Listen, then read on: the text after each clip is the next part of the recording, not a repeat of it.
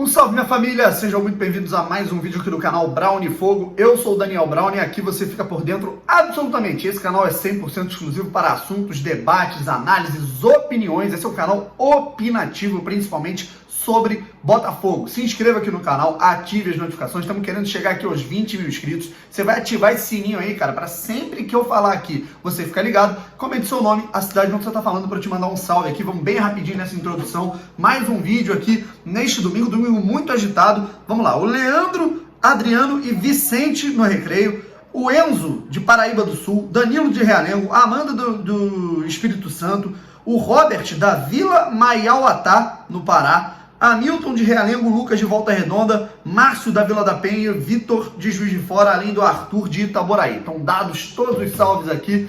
Então, vamos embora para os assuntos aqui antes das perguntas e respostas que vocês selecionaram lá no Instagram, Brown Fogo. Primeira notícia a respeito de Diego Souza, semana decisiva no caso da permanência ou não do atacante do Botafogo, que chegou em março de 2019 e estaria fora dos planos da diretoria do Botafogo por conta do salário ali na casa, no total, contando que o Botafogo paga, o que não paga, enfim, um salário que custa aí ao Botafogo 500 mil mensais, um salário que o Diego Souza recebe. E o Botafogo, por conta disso, não tem como arcar com isso nessa situação de tentar enxugar a folha para o processo pré-SA. O Botafogo não contava com o jogador, mas tem uma situação de negociação, assim como aconteceu com o Cícero. O Bernardo Gentili, lá no portal UOL, ele diz que a reunião ela vai acontecer nesta segunda-feira e que ainda não sabe o que vai ser definido. Se vai haver a mesma situação que aconteceu com o Cícero em relação à redução salarial, se realmente o Diego Souza vai encontrar um outro clube, isso é tratado em sigilo, mas se a gente for olhar o caderno do Globo, né, a coluna de esporte do Globo, lá numa reportagem feita pelo Diogo Dantas, parece que a situação ela pode acontecer da mesma forma, nos mesmos moldes que aconteceu em relação ao Cícero, Diego Souza, pelo menos nesse momento, enxugando a folha, nesse momento que o Botafogo precisa poupar dinheiro, diminuir os gastos mensais com o futebol, com o elenco. O Diego Souza receberá uma quantia menor do que recebe, não sei se em 50%, na mesma situação, né, nos mesmos valores de redução aí que aconteceu com o Cícero, e aí quando entrar uma SA, o Diego Souza voltaria a receber o que já recebe normalmente, o que está no papel. Na minha opinião, eu vou manter assim como a do Cícero. O problema não é essa situação, o problema não é da diretoria do Botafogo agora de se livrar ou não, o problema foi a forma com a qual o contrato foi firmado lá em fevereiro, março de 2019, quando o Cícero chegou no Botafogo em fevereiro e o Diego Souza posteriormente, um mês depois. Esse contrato com cláusula de renovação automática para 2 jogadores em fim de carreira e que ganham salários elevados para uma realidade do clube, uma realidade financeira que não condiz com aquilo que o Botafogo pode pagar, isso foi uma loucura total. E isso me preocupa em relação à SA. Muitos me perguntam se eu tenho preocupações em relação à SA. É claro que eu tenho, né? Porque você não consegue se livrar de um amadorismo de uma hora para outra. Quando a Botafogo SA entrar e os caras olharem que o Botafogo ele vai ter que voltar a pagar 500 pau de salário pro Diego Souza, 300, cerca de 300 ali pro Cícero, a situação ela fica bem complicada. A situação ela fica muito complicada. Eu tenho certeza que nenhum investidor gostaria de saber desse tipo de situação e espero que o Botafogo encontre soluções para isso quando a SA chegar, para que eles não voltem a receber isso. É o que parece que pode acontecer, mas pelo menos mais 6 meses aí para o Botafogo tentar solucionar essa situação. Muito ruim essa situação.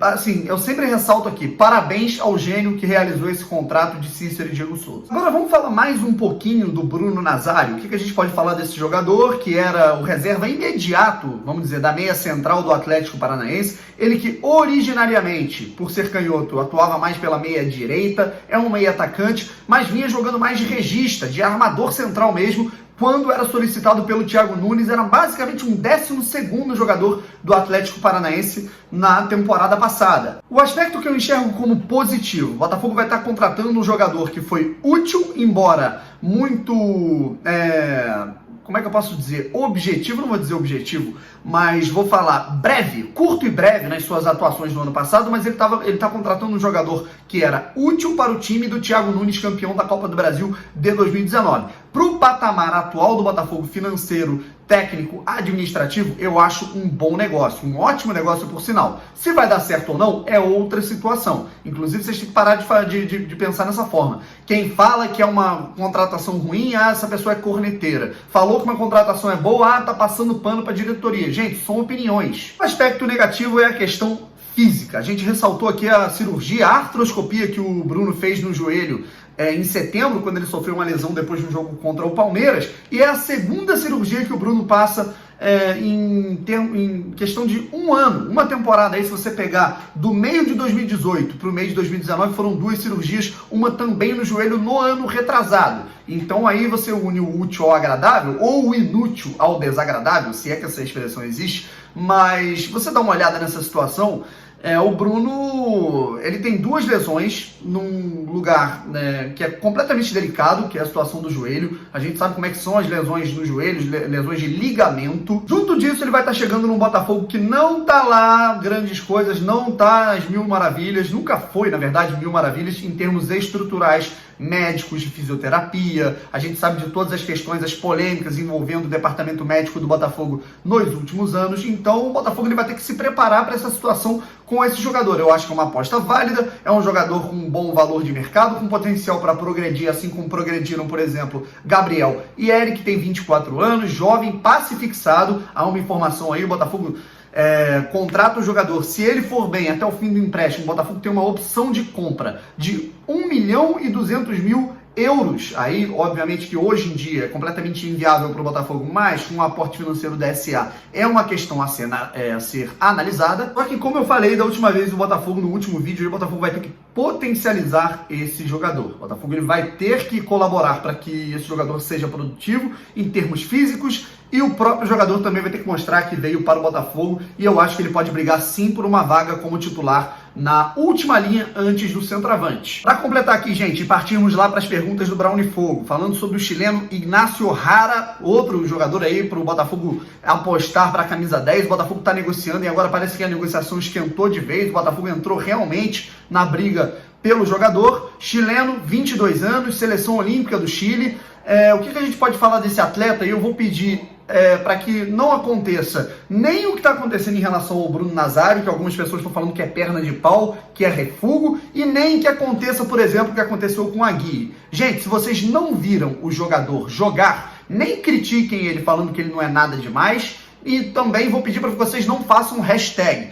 A galera lá do Twitter já está pirando, fazendo hashtag Jara no fogão. Gente, eu tenho certeza que 90% das pessoas que estão fazendo essa hashtag nunca viram o Jara jogar. E isso não significa que ele é ruim ou que ele é bom, que ele é ótimo ou que ele é péssimo. A mesma coisa em relação ao Aguirre. O Aguirre tinha algum certo potencial, jogou bem no Nacional, não chegou ao futebol italiano à toa. Claro, a gente tinha que ressaltar esses pontos, fazer um histórico da carreira do cara. Mas eu mal tinha visto o Aguirre jogar, então a gente não podia tirar grandes conclusões. Aí teve hashtag Aguirre no fogão. E quando eu falei aqui que chegou um momento em que falaram que ele não vinha mais, e aí depois ele acabou chegando no Botafogo. Quando eu falei que o descarte, da vinda dele não seria nada demais, porque na minha visão era um jogador comum, o que eu fui massacrado lá em 2018, meu amigo, e eu acho que essa empolgação, só porque o cara fala espanhol e vem de seleção chilena, seleção olímpica do Chile, não sei o quê, eu acho isso um grande exagero. Na minha opinião, a gente tem que esperar o jogador entrar em campo, ou no mínimo ter visto um pouco, e se eu vi um pouco, foi naquele torneio pré-olímpico, que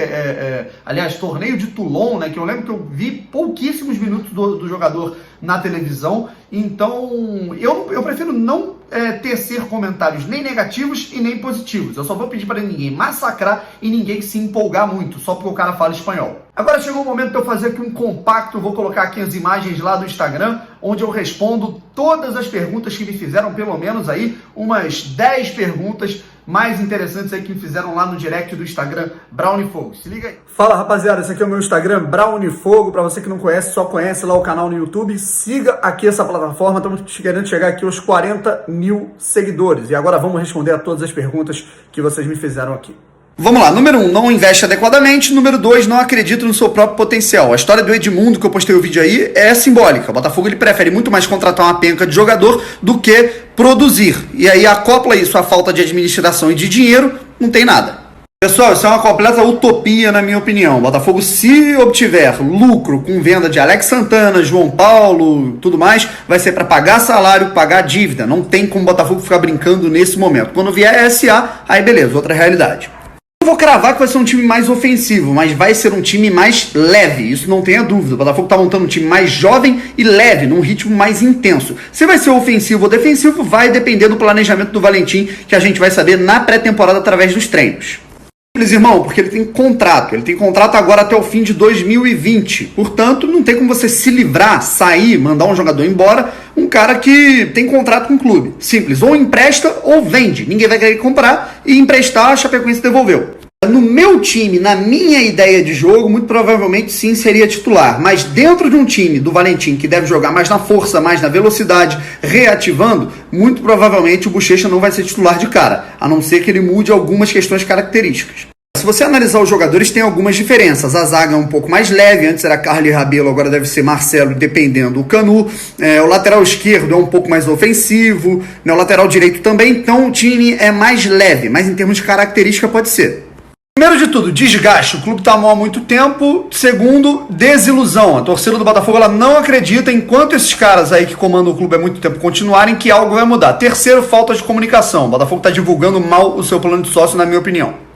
É claro que a gente fala muito das fornecedoras, mas tem um problema da loja do Botafogo também, né? Será que é uma coincidência? Todas as fornecedoras de camisa têm problema, e aí sempre tem falta em diversas fornecedoras diferentes? Eu acho que não. É leviano da minha parte generalizar tudo, porque eu nasci em 96 e o clube tem mais de 100 anos, né? Mas o Botafogo ele sempre foi endividado, sempre, desde a primeira década do século passado. E se eu fosse pautar uma única boa gestão, eu pautaria de Bebeto de Freitas. A interação com a torcida fora do estado do Rio de Janeiro do Botafogo ela é muito ruim e ela desperdiça dinheiro, né? Esse torcedor ele poderia estar participando ativamente da reconstrução do clube, seja com eventos, seja com atrativos para sócio torcedor de fora, enfim. Portanto, pessoal, vamos ficando por aqui. Muito obrigado pela sua participação. Discutimos hoje sobre todos os assuntos referentes ao Botafogo que surgiram neste domingo, dia 5 de janeiro. Vale lembrar, amanhã tem Copinha, Botafogo e Novo Horizontino, mais uma vez na cidade de Bauru, às 5 da tarde. A transmissão você pode assistir na FPF TV, Federação Paulista de Futebol, no Facebook. Portanto, muito obrigado mais uma vez. Se inscreva aqui no canal, ative as notificações e até a próxima. Fui!